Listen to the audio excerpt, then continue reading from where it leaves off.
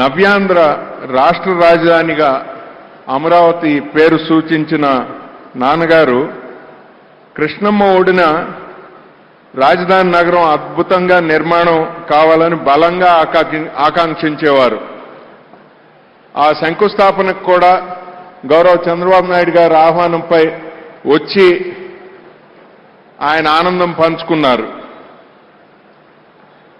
వారి ఆకాంక్షలకు అనుగుణంగా అమరావతి నూతన నగరం అపురూపంగా తయారై యావత్ దేశానికే కీర్తి ప్రతిష్టలు తేవాలనే సంకల్పంతో మా కుటుంబం తరపున 10 కోట్ల రూపాయలు విరాళంగా అందజేస్తున్నాం.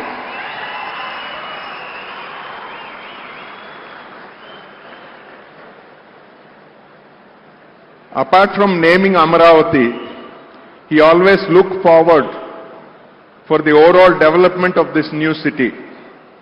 As a token gesture of the family for the continuance of his vision for this megapolis in the making, Amaravati, we are happy to present a check for rupees 10 crores to be used for the development of the city.